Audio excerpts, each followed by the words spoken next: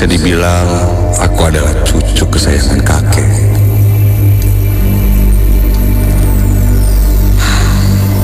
Ketika kakek sudah tidak ada, rumah tempat kakek tinggal diberikan kepada anaknya, diwariskan kepada orang tuaku.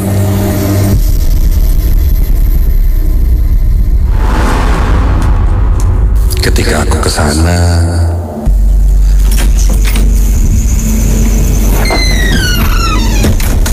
aku merasa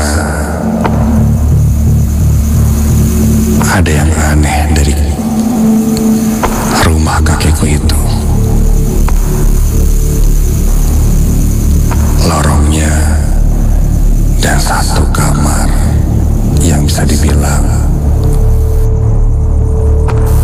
jika melihatnya saja membuat bulu kuduku berdiri merinding.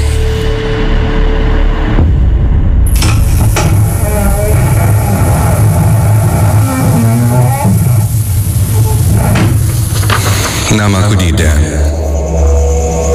Malam ini aku akan menceritakan salah satu pengalaman seram pertamaku, tepatnya di rumah tua peninggalan kakek di daerah Lembang. Bayangan yang pernah kutemui masih sulit kulupakan, seolah menunggu, mengintai di sudut-sudut gelap yang tak pernah bisa terjangkau oleh cahaya. Meskipun aku selalu mencoba untuk tidak melewati lorong menuju kamar kakek, namun ada sesuatu yang membuatku terus terobsesi. Ada rahasia yang harus kutemukan, meskipun hal itu bisa membuatku semakin terperangkap dalam ketakutan yang ada di rumah ini. Beberapa hari setelah peristiwa malam itu, aku coba menghindari bayangan yang sering muncul di lorong. Tapi suara-suara aneh itu tidak pernah berhenti. Setiap malam selalu ada suara gaduh dari lantai kayu tua, atau suara anak kecil tertawa yang bergema. Padahal lorong itu gelap dan sunyi. Aku hampir gila dibuatnya dan tak ada yang bisa kumintai bantuan. Keluargaku masih menganggap bahwa aku hanya kelelahan dan berhalusinasi. Padahal aku tahu bahwa sesuatu yang jahat sedang mengincar kami. Suatu malam, rasa penasaran kembali menguasaiku. Aku merasa seperti ada magnet yang menarikku menuju kamar kakek. Sesuatu yang lebih besar daripada rasa takutku. Mungkin ini adalah caraku untuk memahami apa yang sebenarnya terjadi di rumah ini. Malam itu aku memutuskan untuk kembali ke lorong itu. Udara malam terasa dingin menusuk kulit. Bahkan lebih dingin dari biasanya. Aku berjalan perlahan menuju lorong. Setiap langkah terasa berat, seolah-olah ada yang menahan kakiku untuk bergerak. Lorong itu tampak lebih gelap dari sebelumnya. Dan semakin aku mendekat ke kamar kakek, perasaanku pun mulai tidak karuan. Sesampainya di depan kamar kakek, aku sedikit heran. Karena kali ini pintu kamar kakek sudah terbuka lebar, padahal harusnya tertutup. Halo? Ada orang? Aku coba berteriak, namun tidak ada jawaban. Sepertinya aku memang sendirian di sini. Perlahan aku langsung mencoba mengintip ke dalam kamar dan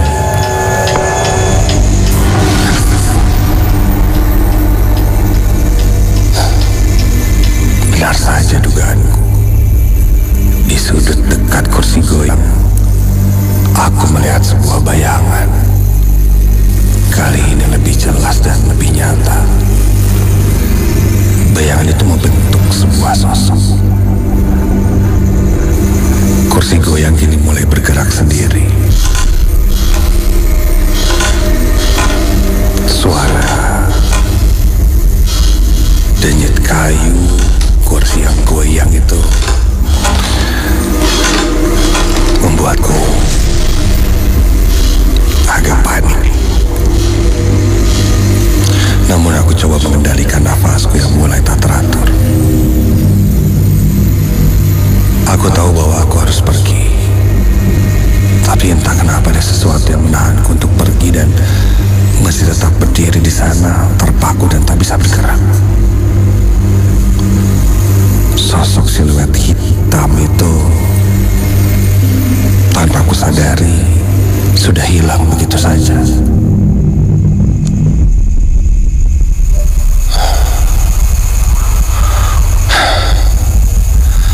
Aku pun mulai mencoba menenangkan diriku. Kini aku coba masuk ke lebih dalam lagi, masuk ke kamar kakek. Baru saja aku buka pintunya dan melangkah masuk ke dalam kamar. Tiba-tiba pintunya tertutup dengan sendirinya. Dan samar ku dengar seperti ada yang memanggil-manggilku. Memanggil namaku. Aku cari ke sekitar dari mana asal suara itu.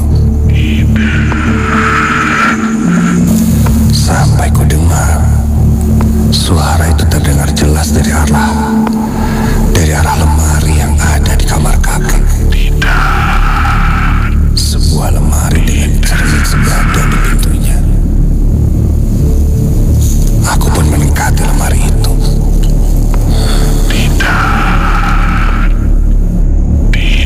Di depan pintu lemari itu ada cermin. Dan ketika aku berjalan mendekatinya, otomatis ada pantulan diriku di cermin itu. Tapi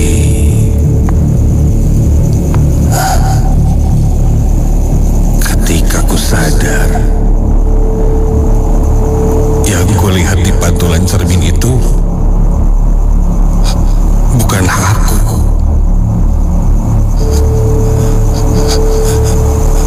Badanku tak memantul di cermin itu, melainkan ketika kulihat yang terpantul di cermin itu adalah sosok kakek. Iya. Wajahnya seperti berubah dengan senyuman aneh yang lebar dan matanya yang kosong seperti lubang hitam. Tangannya kurus dan kini perlahan terlihat mengulurkan tangannya ke kontan. Aku melangkah mundur menjauhi lemari itu. Suara bisikan memanggil namaku terus terdengar.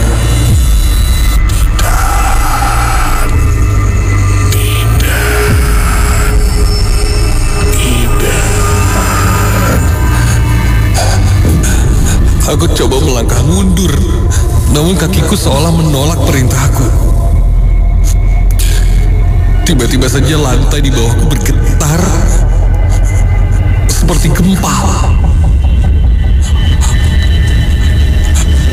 Terasa seperti ada yang bergerak dari bawah lantai rumah ini.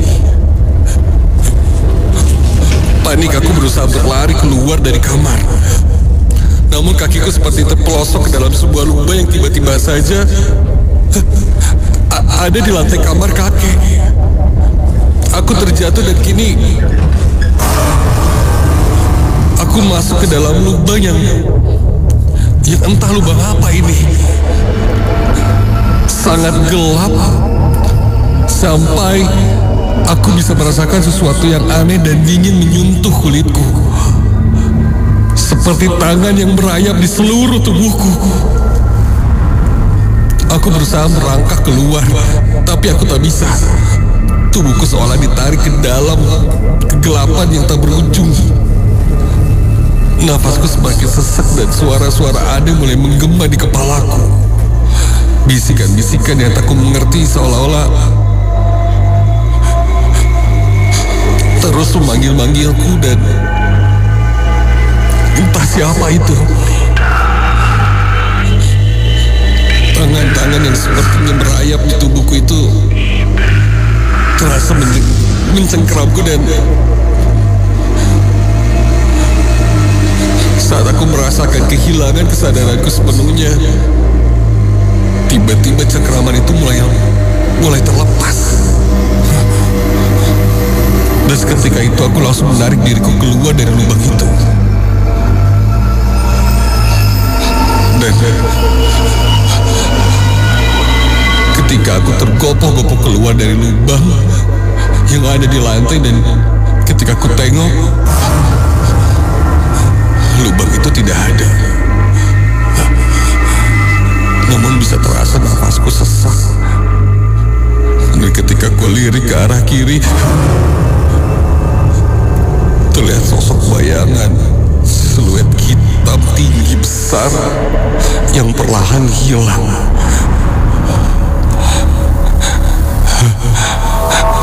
Dan kamar kakek pun nampak kembali seperti biasa ketika itu. Aku langsung bergegas keluar dari kamar, menutup pintu dengan keras dan berlari menuju kamarku.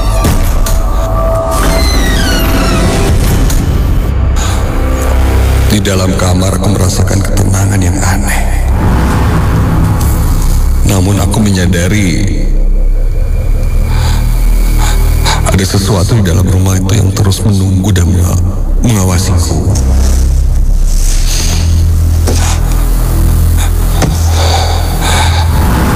Masih menghantui di pikiranku misteri di balik kamar kakekku. Aku bertanya-tanya apa yang sebenarnya tersembunyi di bawah rumah ini. Apakah ada rahasia kelam yang membuat kakek dan bayangan-bayangan lainnya tak pernah benar-benar pergi? Pada akhirnya aku pun ceritakan semuanya pada keluargaku apa yang kualami.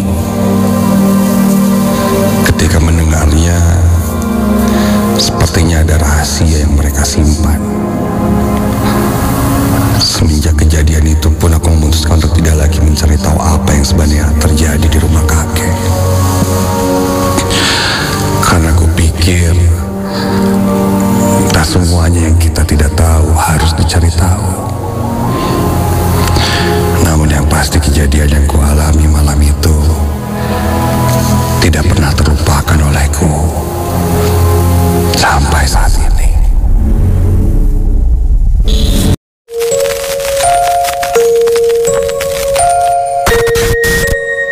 Namaku Firsti.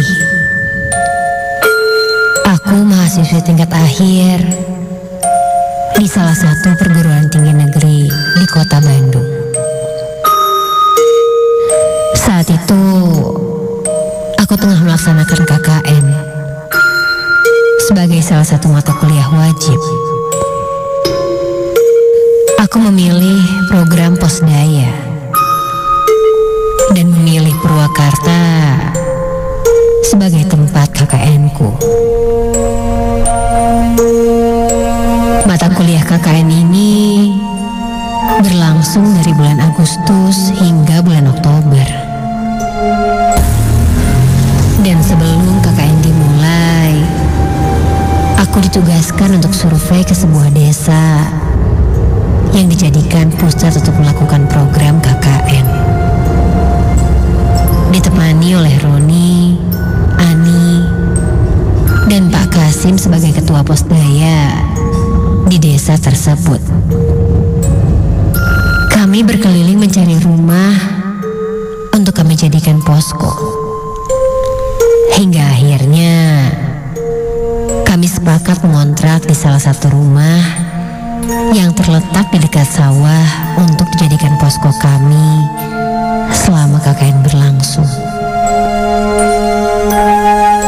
Rumahnya besar, cukup untuk menampung kapasitas anggota kelompokku yang berjumlah 8 orang yang terdiri dari berbagai macam jurusan.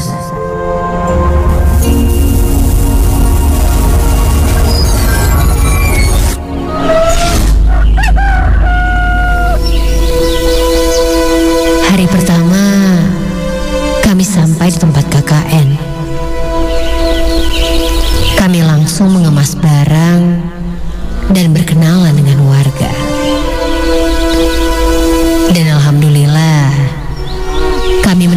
respon yang cukup baik dari warga sekitar.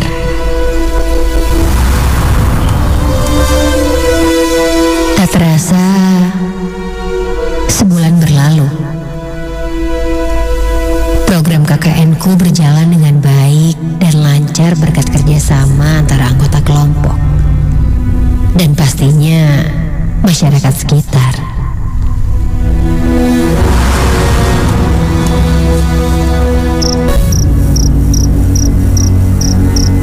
Pada suatu malam, teman KKN-ku Ani meminta izin kepada kami semua untuk kegiatan photoshoot di Bandung.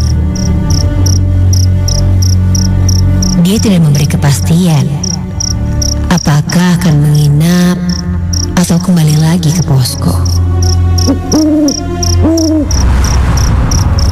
Malam semakin larut. Aku dan teman-temanku tidak dapat menahan kantuk karena kegiatan siang hari yang baru saja kami lakukan cukup menguras tenaga. Posko KKN-ku terdiri dari 4 kamar. 1 kamar untuk menyimpan barang-barang, 2 kamar untuk perempuan, dan 1 kamar lagi untuk laki-laki.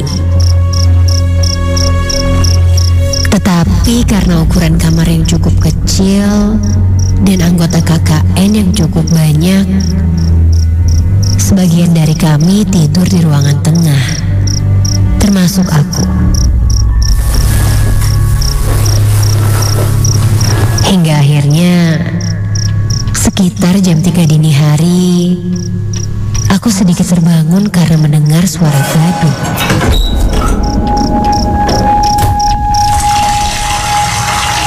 Seperti ada orang di kamar mandi. Aku pun terduduk dan coba menyadarkan diri.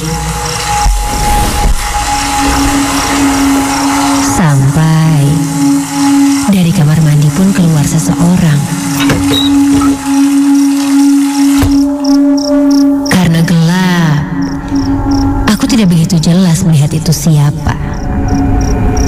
Orang itu mondar-mandir dari pintu depan ke kamar mandi.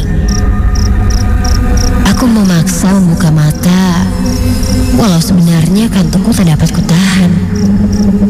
Dan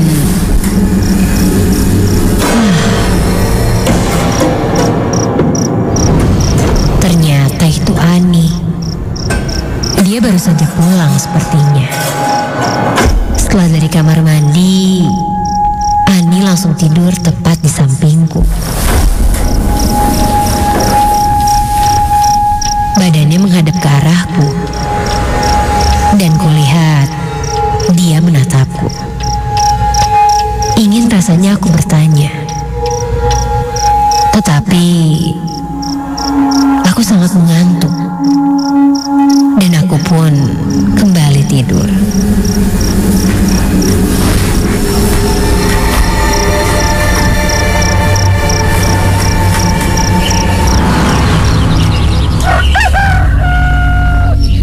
Esoknya, ketika semuanya sedang berkumpul untuk sarapan, aku bertanya, "Ani kemana?" Lalu teman-temanku menjawab, "Ani tidak pulang dari kemarin," katanya.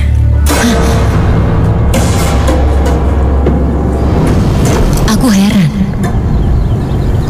Tadi malam sekitar jam 3, aku lihat Ani pulang. Dia buka pintu depan dan ke kamar mandi. Terus dia tidur tepat di sebelahku. Teman-temanku kaget dan ketakutan mulai terlihat di raut wajah mereka. Aku masih terdiam karena penglihatanku tidak salah kalau dini hari.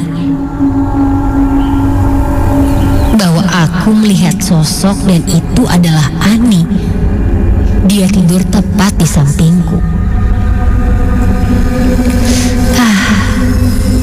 Lalu aku menepis semua pikiran negatif agar teman-temanku tidak khawatir. Waktu pun berlalu.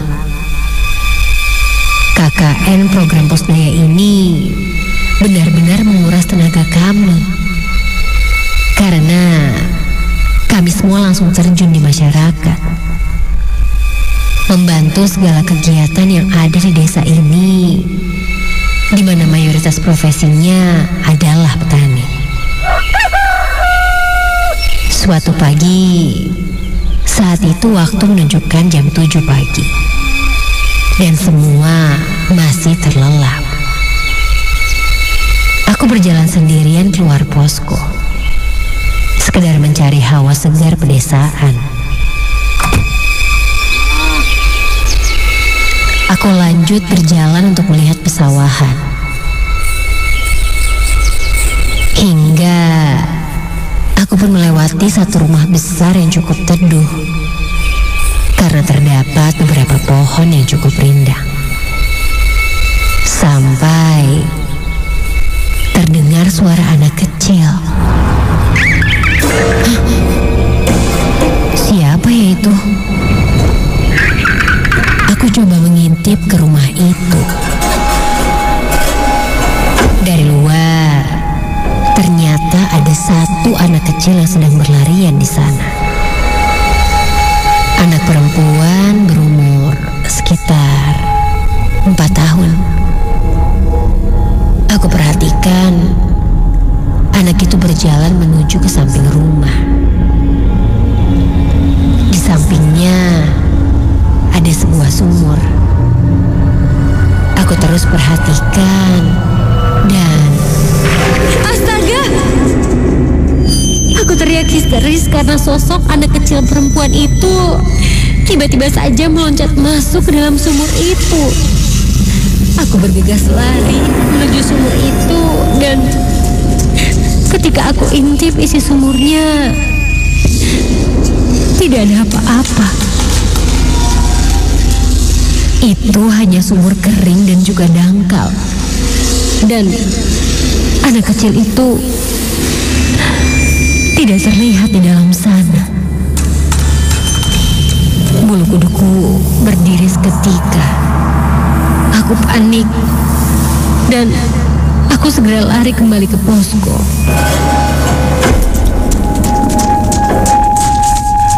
Sampai di posko, kulihat teman-temanku masih tertidur. Aku pun pergi ke kamar mandi untuk sekedar mencuci muka. Belum sampai ke kamar mandi,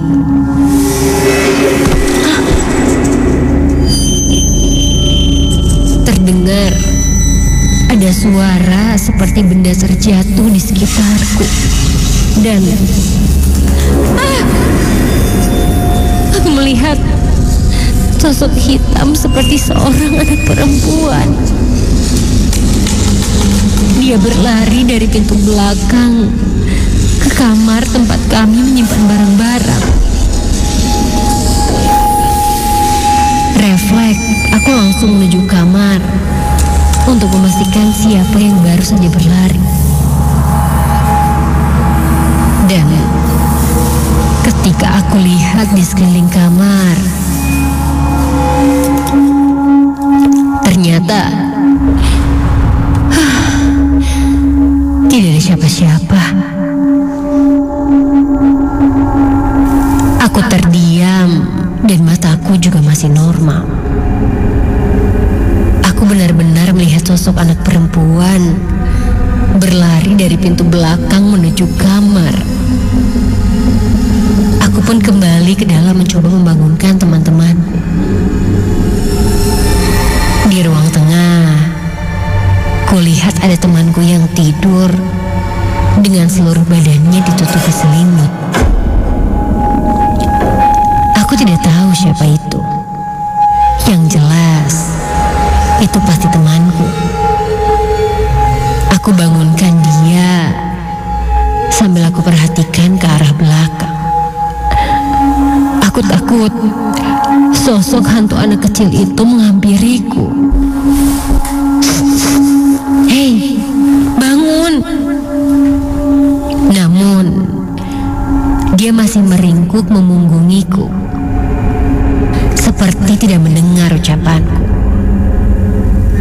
Hingga akhirnya aku membalikan badan.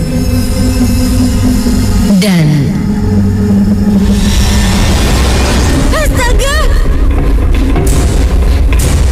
Ternyata yang kulihat itu adalah sosok pocong.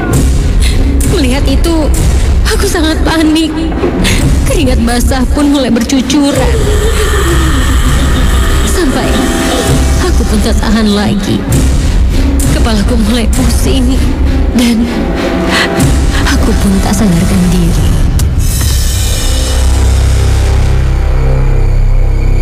Entah berapa lama aku tak sadarkan diri. Sampai aku terbangun dan melihat teman-temanku sudah di sekitarku. Lalu aku menceritakan apa yang aku alami kepada teman-teman. Dan mereka hanya terdiam keheranan.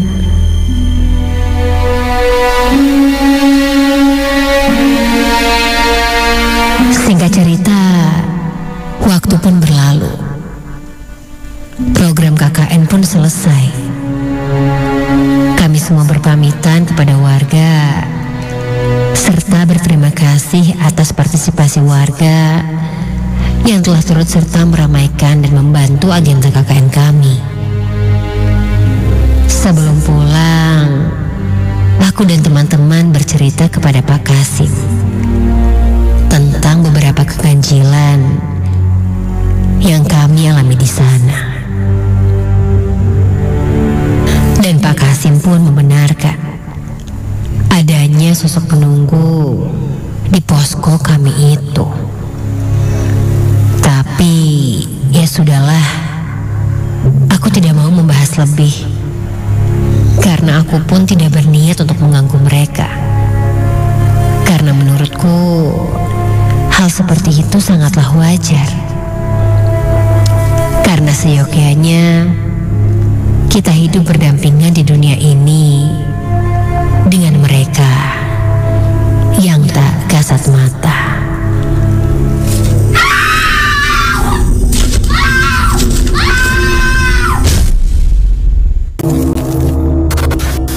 Sebelumnya aku tidak pernah menyangka kejadian ini akan menimpaku. Ketika itu aku dan teman-temanku berpergian ke sebuah tempat ya rencananya untuk healing. Saat itu aku merasa di tengah kepenatan pekerjaan, sepertinya jalan-jalan ke daerah pantai akan menyenangkan. Kami merencanakannya berangkat di hari Rabu malam. Namun karena satu dan lain hal, kami berangkat agak malam ketika itu, bahkan hampir jam 12 malam.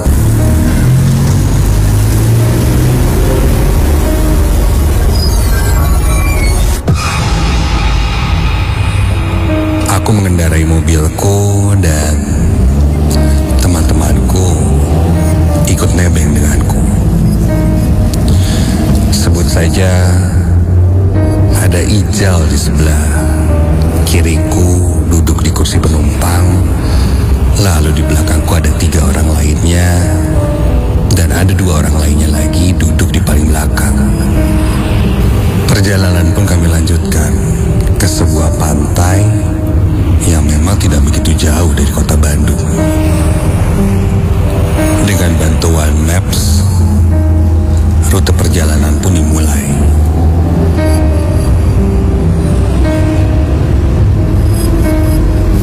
Kami menuju ke daerah Ciwidey terlebih dahulu. Kondisinya ketika itu sudah lewat jam 12 malam. Hingga sampailah kami di satu titik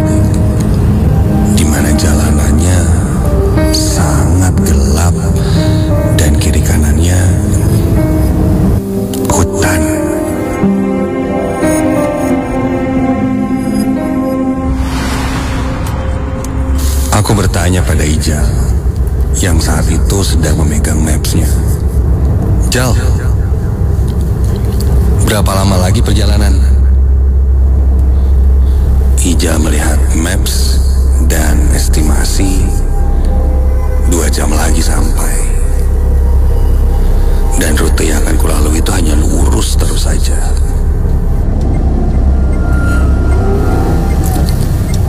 Lanjut perjalanan karena suasana ketika itu gelap, ditambah di tengah hutan. Teman-temanku yang lain mulai berulah. Mereka mulai dengan cerita-cerita seram.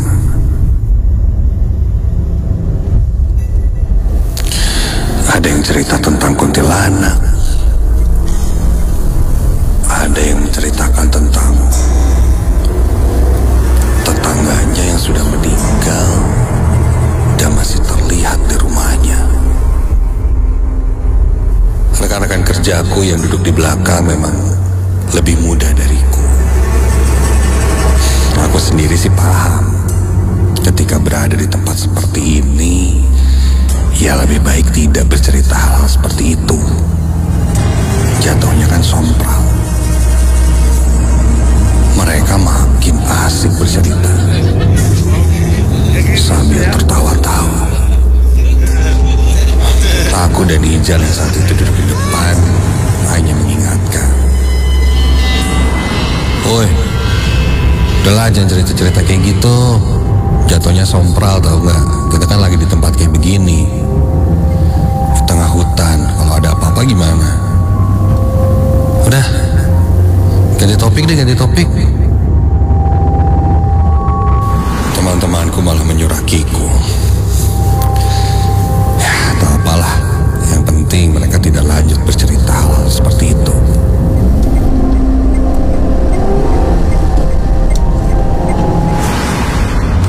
Waktu berlalu, singkat cerita, sudah hampir 2 jam perjalananku dari titik terakhir ku bertanya pada Ijal. Dan saat itu kondisi anak-anak sudah tertidur kulihat. Ijal pun kulihat sudah mulai mengantuk. Aku menepuk bahunya Ijal. "Woi Jal, yang tidur dong, temenin gua petir.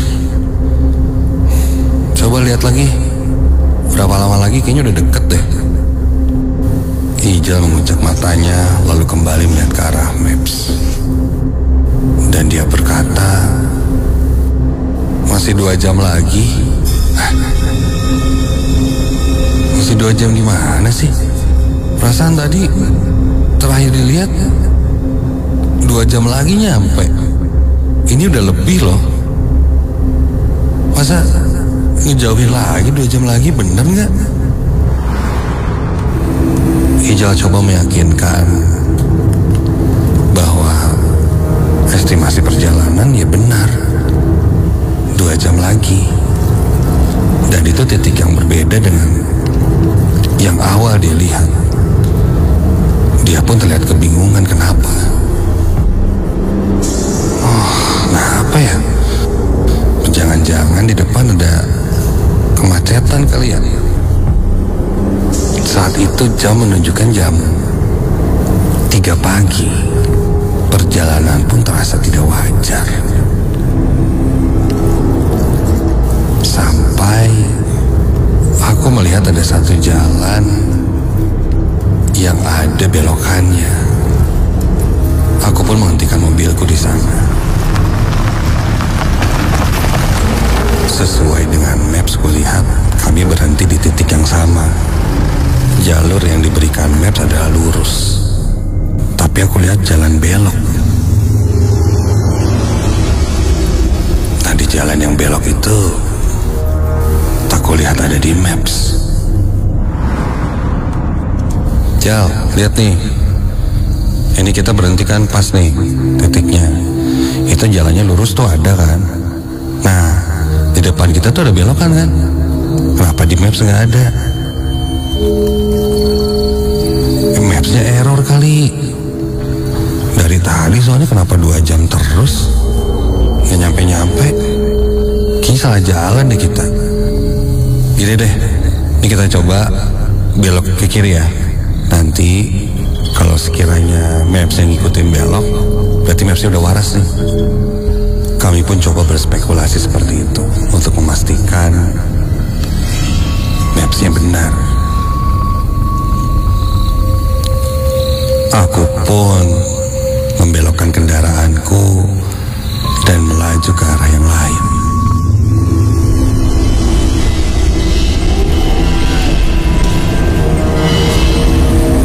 Jalannya terlihat masih sama-sama saja.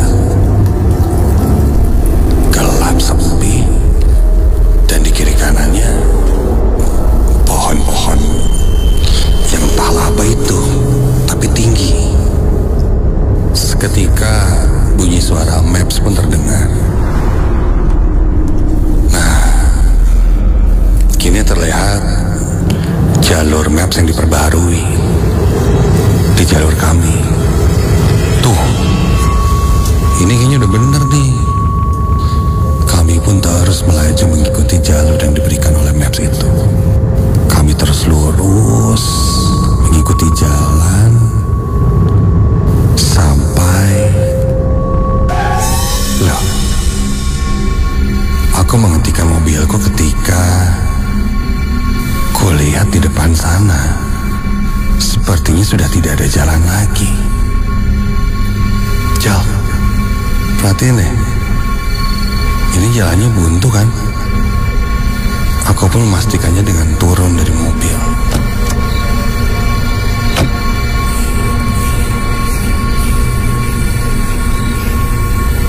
Dan ketika kulihat,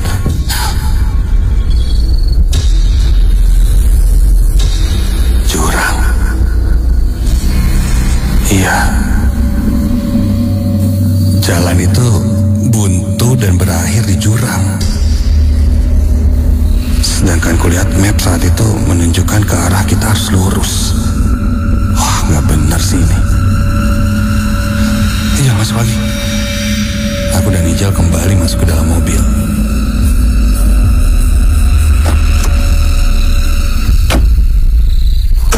Di jalan yang sempit itu aku coba memutarbalikkan mobil. Singkat cerita, mobil berhasil kuputar dan aku kembali ke arah sebelumnya. Sampai... bentar, lihat tuh. Di tengah perjalanan kembali ke jalan utama yang tadi, sekarang kulihat ada seseorang yang sedang bakar-bakaran di situ. Seperti membuat api unggun dari kayu-kayu dan mencoba menghangatkan dirinya. Aku menghentikan mobil sejenak untuk memperhatikan orang itu. Seorang kakek tua yang kalau dalam bahasa Sunda sih sedang siduru, sedang menghangatkan badannya dekat perapian. Aku coba turun untuk bertanya pada kakek itu. Aku berjalan mendekati kakek itu yang terlihat sedang jongkok, diam di depan perapian. Rambutnya sudah agak rontok, beruban, sambil terus menatap ke arah perapian itu.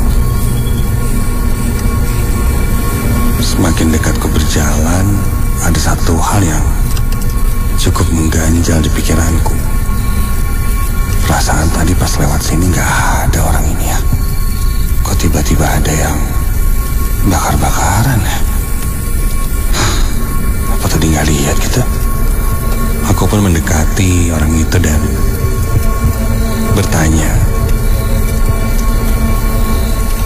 "Bah, punten bah, upami bade ka pantai, lewatnya ke mananya bah?" Aku bertanya kalau mau ke arah pantai lewat kemana. Tiba-tiba Kakek itu mendongakkan wajahnya, menengok ke arahku, dan tersenyum.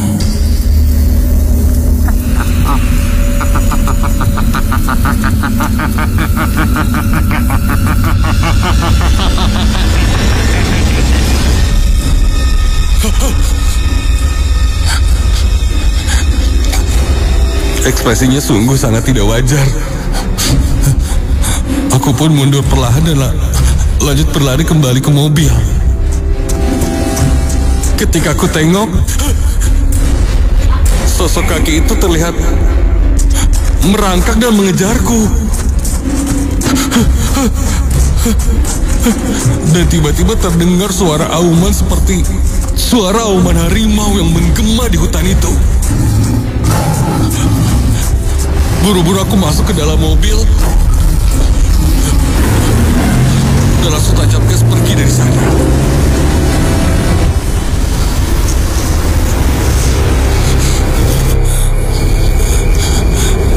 Ijal melihatku keheranan kenapa.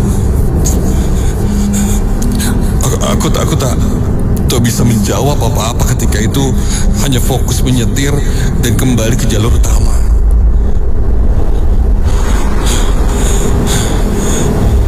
Sampai akhirnya kami bisa menemukan jalur yang awal tadi kami temui. Dan kami terus berjalan, menyusuri jalan yang nampaknya tidak ada habis-habisnya. Dan kali ini perjalanan semakin aneh. Di perjalanan pada dini hari itu bisa kulihat ada orang-orang sedang berjalan di pinggir jalan, memakai baju pangsi dan kebaya, berjalan lunglai dan nampak tidak wajar. Salah satu yang kuingat meskipun sekilas, sambil menyetir kulihat ada perempuan memakai baju kebaya berwarna kuning. Rambutnya menjuntai hingga ke jalanan, sangat panjang.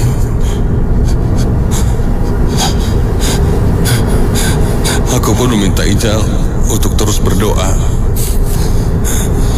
Aku pun lanjut berdoa dalam hati. Bahkan di mobil pun aku menyetel murotal agar suasana kali itu terasa cukup menenangkan. Sampai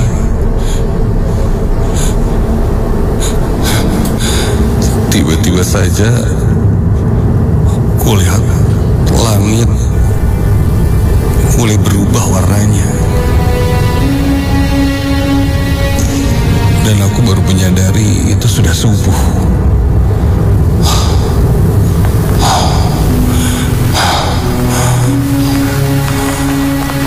Akhirnya aku pun sampai di sebuah warung pada pagi hari. 6:30 pagi aku hentikan mobilku dan kami sampai di pantai yang kami tuju.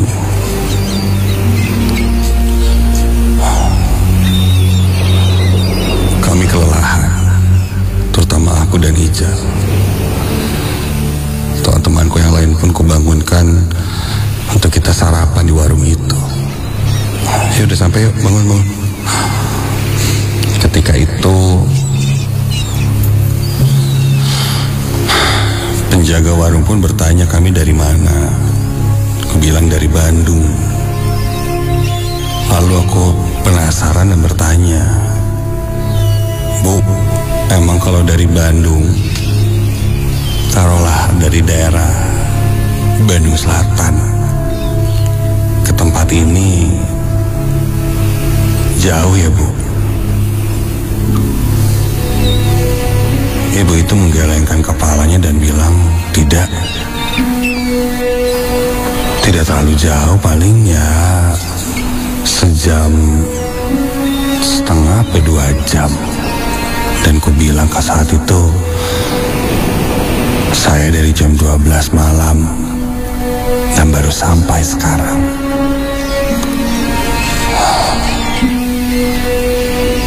Si ibu itu hanya berkata, "Ade lewat jalur mana?" Aku berkata, "Lewat satu jalur yang kusebutkan ketika itu." Ibu itu hanya berkata, "Syukur dek, untung masih saralamat, masih selamat." Di situ jantungku berdegup dengan kencang. Biasanya ada yang susah keluar dan masuk ke sana.